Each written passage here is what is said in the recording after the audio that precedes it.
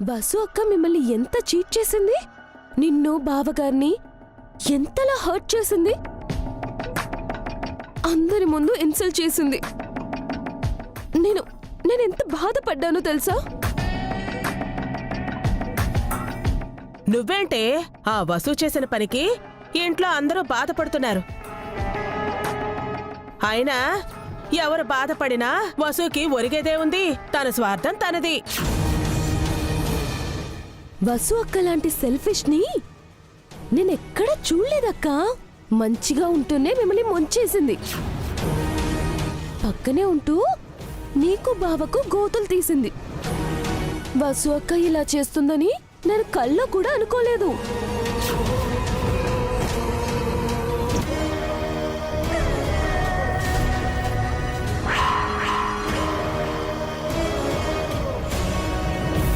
నువ్వేమో అమాయకంగా వసు అక్కని నమ్మేశావు. తనేమో దుర్మార్గంగా నీకు నమ్మక ద్రోహం చేసింది. భాస్కర్ బావగారేదో తప్పు చేశారనుకో, అభిబావ మందలించారే అనుకో, మధ్యలో వసు అక్కకేం పని? భాస్కర్ బావగారి పని తను చేస్తుందంటుందా?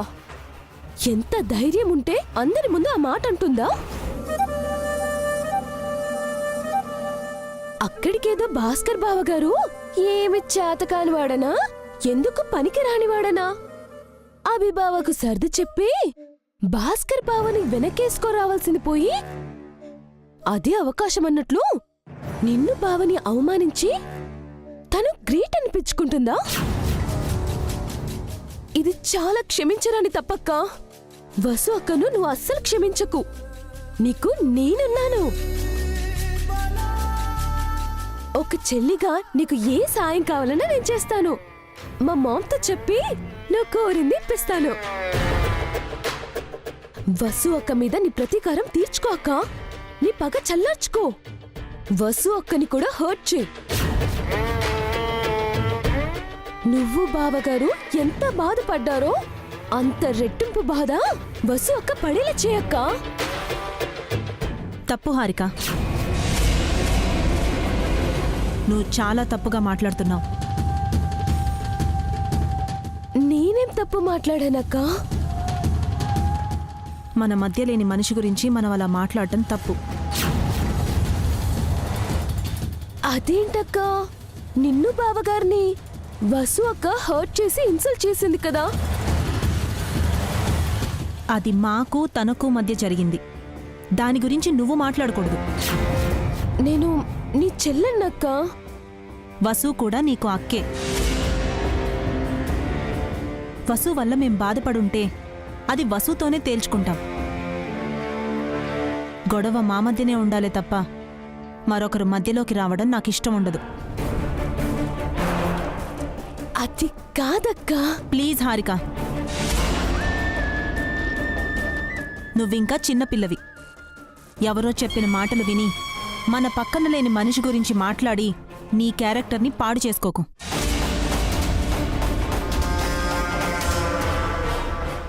మనకు ఎవరితో గొడవుంటే వాళ్లతోనే నేరుగా మాట్లాడాలి తప్ప వేరే వాళ్లతో మాట్లాడితే ఆ గొడవ ఇంకా పెద్దదవుతుంది. ఆ అపార్థాలు పెరిగిపోయి మనుషుల మధ్య అడ్డుగోడలవుతాయి. అదర్థం చేసుకో.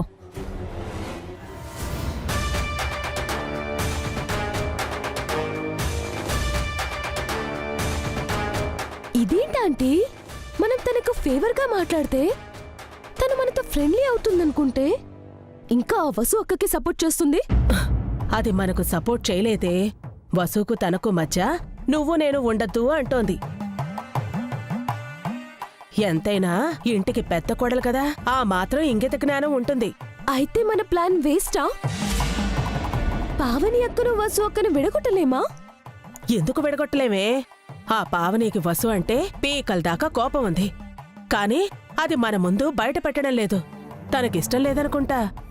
అయితే మనతో చేతులు కలపటం పావని అక్కకు ఇష్టం లేదనే కదా అర్థం?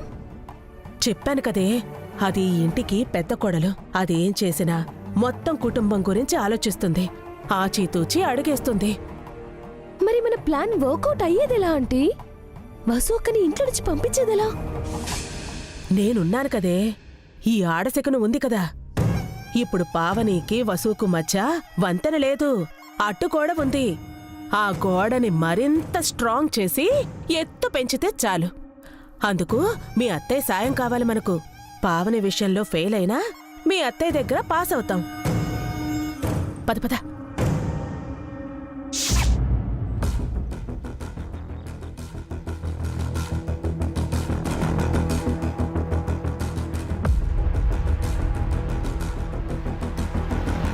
అమ్మా, పిలిచావట? అవును నాన్న, నిన్న జరిగిన దానికి పావని నువ్వు బాధపడుతుంటారని నాకు తెలుసు.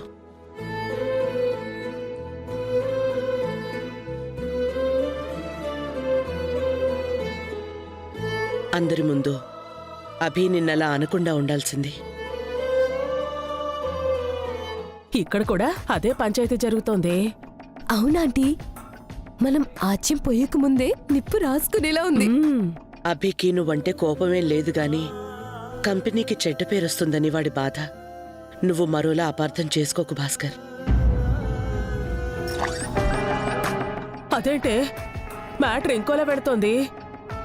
అత్తే మావయ్యలు అభిబావ వసు అక్క గురించి పాజిటివ్ గా చెప్తారేమో. ఇలా అయితే మన ప్లాన్ ఫెయిల్ అయిపోతుంది. అబ్బా, కొన్నిసార్లు తప్పులు జరిగిపోతూ ఉంటాయి. వాటిని సరిదిద్దుకుని ముందుకు వెళ్లాలే తప్ప ఆగిపోయి బాధపడుతూ ఉండకూడదు. అభితో నేను మాట్లాడతాను, నువ్వు మళ్ళీ ఈవెంట్ పనులు చూడు.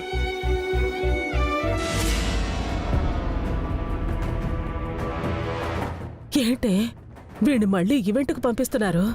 అలా అయితే వసు ఈజీగా ఎస్కేప్ అవుతుంది కదా. అవునాంటీ, వసు అక్కని మనం ఇరికించలేము. ఏదో ఒకటి చేయండి ఆంటీ. ఆగొక్క నిమిషం.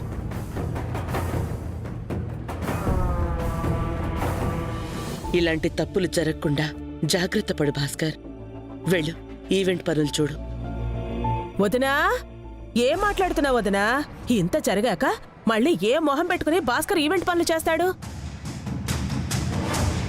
ఈవెంట్ పనులు చేయకుండా ఇంట్లోనే ఖాళీగా కూర్చోమంటావా వదినా? వీడికి మళ్ళీ పని అప్పగించాల్సింది అభి. ఆ వసు ఏమో వీడి పని తను చేస్తానని చెప్పింది. దానికి అభి కూడా ఒప్పుకున్నాడు. ఇప్పుడు తగుదనమ్మా అంటూ వీడెలా ఆ పనికి వెళతాడు వదినా?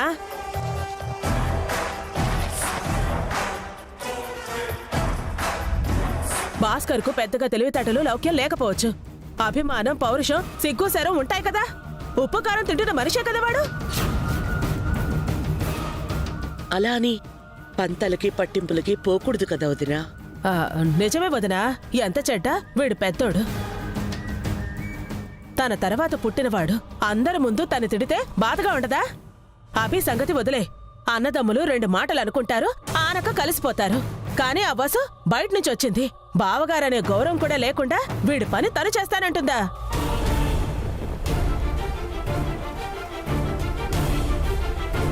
ఒక మగాడిగా పుట్టిన వీడికి ఆ మాట అంటే ఎంత అవమానం. కట్టుకున్న భార్య ముందే పరువు పోయిందే. ఏ మగాడు ఇంతటి అవమానాన్ని భరించగలడు? అది మనం అర్థం చేసుకోలేదునా?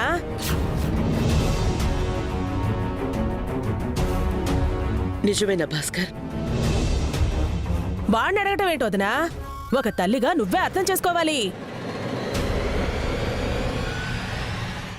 ఒక చేతికి ఉన్న వేళ్లే సమానంగా ఉండవు. కడుపున పుట్టిన పిల్లలందరూ ఒకే తెలివితేటలతో ఉండరు. అలా అని వేరే వాళ్ళొచ్చి వెక్కిరిస్తే ఎలా ఉంటుంది? రక్తం మరిగిపోదు?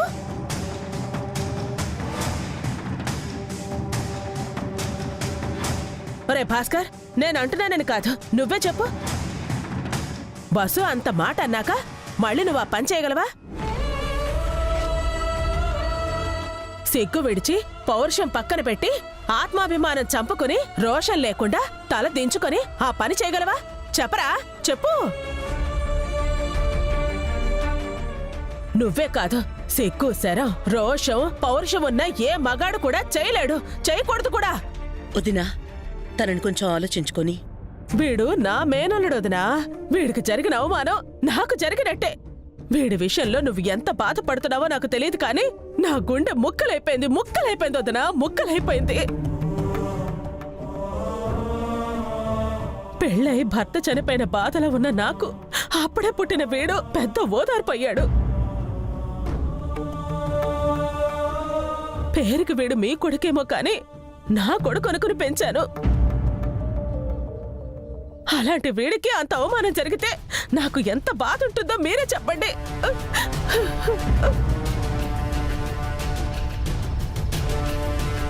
సూపర్ ఆంటీ, ఇరక్క తీసేస్తున్నారు.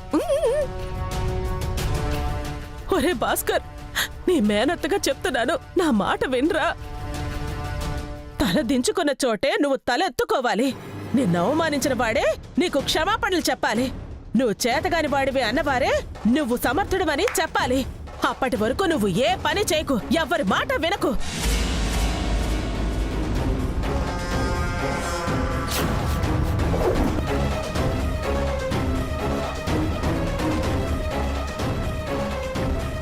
వదినా, వాడు ప్రూవ్ చేసుకోవాలంటే మళ్ళీ ఈవెంట్ పనులు చెయ్యాలి కదా. నాకు ఇష్టం లేదమ్మా. ఎప్పట్లా అకౌంట్స్ మాత్రమే చూసుకుంటాను. అది కాదు భాస్కర్. ప్లీజ్ అమ్మా, ఈ విషయంలో నన్ను బలవంతం పెట్టకండి. సారీ.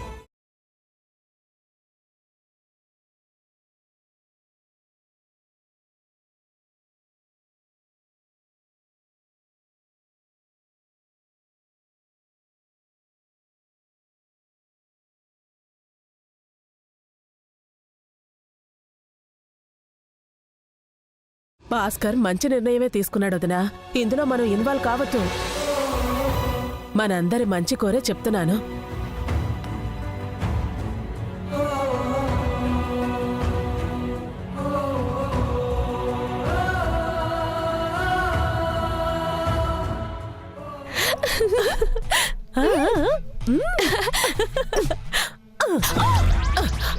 ఇదొకటి.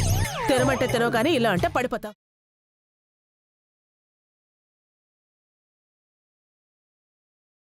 పెట్టేశానుగా, ఇక తిరుగే లేదు. పద పద పద. భాస్కర్, అభిలు విడిపోతారా? ఈ సమస్య ఎప్పటికి సర్దుకుంటుంది?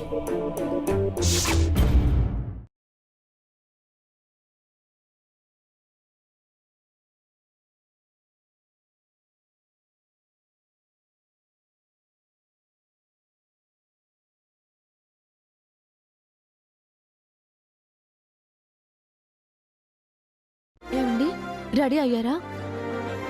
మీరు ఇంకా రెడీ అవ్వలేదేంటి? ఈ రోజు నుంచి నాతో పాటు మీరు కూడా ఆఫీస్కి రావాలని చెప్పాను కదా. అంటే నాకు చిన్న చిన్న పనులున్నాయి, అవి చక్కబెట్టాలి. ఓకే. న్యూ ఈవెంట్ ఏది ఇంకా స్టార్ట్ అవ్వలేదు. అవ్వగానే మీరు రావాల్సి ఉంటుంది. వస్తానండి. ఓకే. మిమ్మల్ని ఒక విషయం అడగొచ్చా? ఏంటండి? అసలు బావగారు చేసిన తప్పేంటి?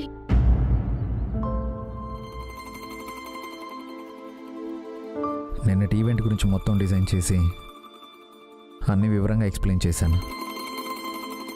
ఆ డిజైన్ ప్రకారమే ఈవెంట్ జరగాలి. ఆ డిజైన్ బట్టే మనం బడ్జెట్ ఇస్తాం కదా.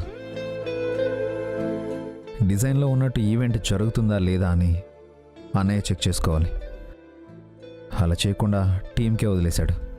వాళ్ళు సరిగా చేయలేదు. టీంకి మీరు రెస్ట్రిక్షన్స్ ఇవ్వలేదా? ఆఫీస్లో మనం థియరిటికల్గా ఎన్నెన్నో చెప్తాం. ఒకసారి ఆన్ సైట్ వెళ్ళాక ప్రాక్టికల్గా చూడాలి. థియరీకి ప్రాక్టికల్కి చిన్న చిన్న డిఫరెన్సెస్ ఉంటాయి. అవి మనం దగ్గరుండి చెక్ చేసినప్పుడే అవి బయటపడతాయి. ఫర్ ఎగ్జాంపుల్, డెకరేషన్కి పలానా ఫ్లవర్స్ వాడతామని, డిన్నర్లో పలానా ఐటమ్స్ పెడతామని మనం డిజైన్ చేసి వాళ్ళకి ఇస్తాం. ఈవెంట్ జరుగుతున్నప్పుడు డెకరేషన్లో ఫ్లవర్స్ లేకపోయినా, మెనూలో ఐటమ్స్ లేకపోయినా, డబ్బుల కోసం కక్కుర్తిపడి మనం ప్రామిస్ చేసినట్టు ఈవెంట్ చేయలేదని హోస్ట్లు, గెస్ట్లు అన్సాటిస్ఫైడ్ అవుతారు. అది మనకు బ్యాడ్ నేమ్ వస్తుంది. నిన్న అలాంటి తప్పే జరిగింది. ఆఫీస్లో అన్నయ్య నా డిజైన్ ఫాలో అయ్యాడు. ఆన్ సైట్ మాత్రం డిజైన్ ఫాలో అవ్వలేదు. అన్నయ్య హర్ట్ అయ్యాడని అర్థమైంది. వదిన అర్థం చేసుకుంటుందని అనుకుంటున్నాను. మీరు ఇంట్లోనే ఉంటారు కాబట్టి ఏదైనా జరిగితే నాకు ఇన్ఫార్మ్ చేయండి. ఈ విషయాన్ని వెంటనే కన్క్లూడ్ చేయకపోతే పీస్ ఆఫ్ మైండ్తో ఉండలేం. ఆ విషయం నాకు వదిలేయండి, నేను చూసుకుంటాను. మీరు హ్యాపీగా ఆఫీస్కి వెళ్ళిపోండి.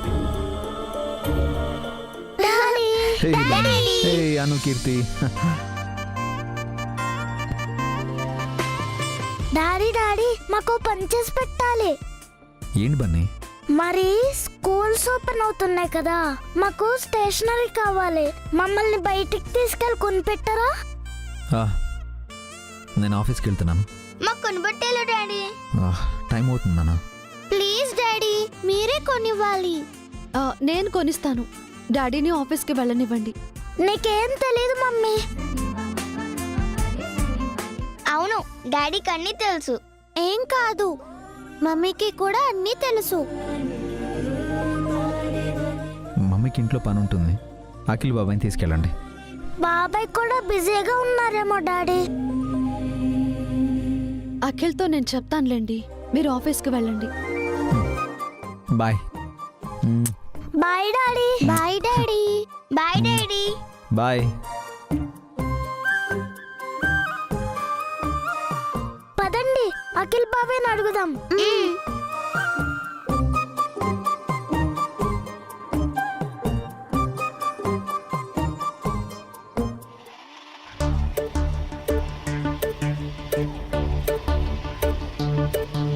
బాబాయ్ మమ్మల్ని బయటికి తీసుకెళ్లరా?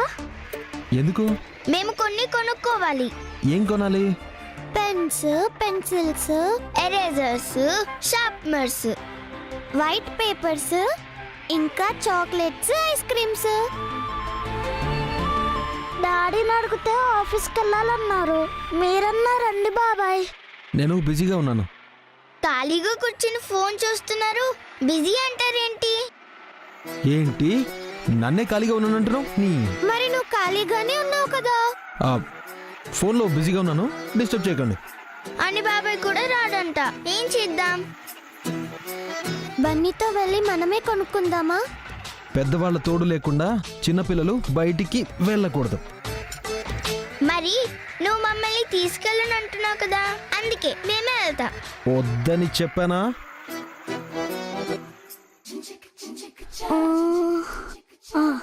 అన్నో కీర్తి, అఖిల్ బాబాయ్ ఇంటెలిజెంట్ అనుకున్నాం కదా, కాదు ఇన్నోసెంట్.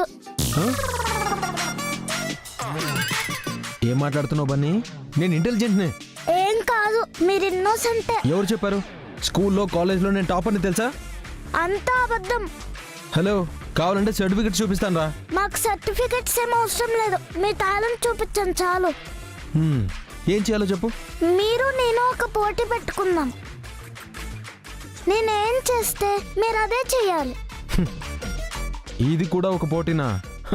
పోటీలో మీరు గెలిస్తే మీరు టాలెంటెడ్ అని ఒప్పుకుంటాం. మేము గెలిస్తే మమ్మల్ని బయటికి తీసుకెళ్ళి మేము అడిగినవన్నీ కొనియాలి. ఏంటి బన్నీ, బాబాయ్తో పోటీ అంటున్నావు? నా గురించి తెలియక అంటున్నాడు వదినా. బన్నీ గురించి నీకు సరిగ్గా తెలియదు అఖిల్. వాడు నిన్ను బాగా ఇరికించేస్తాడు, జాగ్రత్త. ఇంపాసిబుల్ వదినా. ఈ అఖిల్ ఏ పోటీలోనూ ఓడిపోలేదు. అఖిల్ అంటే సక్సెస్ కి కేర్ ఆఫ్ అడ్రస్. నిజమా బాబాయ్? నువ్వే చూస్తావుగా. గుర్తుంది కదా, నేనేం చేస్తే మీరు కూడా అలాగే చేయాలి. పెద్దవాణ్ణి, నేను చేసింది నువ్వు చేయడం కష్టం గాని పిల్లాడివి, నువ్వు చేసింది నేను చేయలేనా? అదే చూద్దాం బాబాయ్. Game starts now.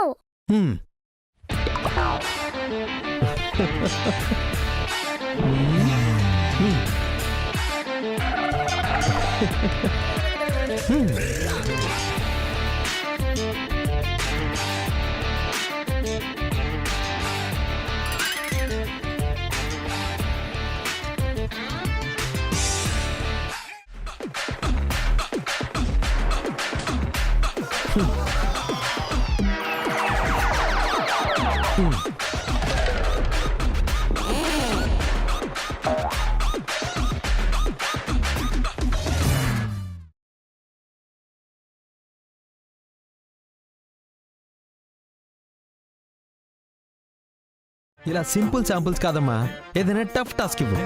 అవునా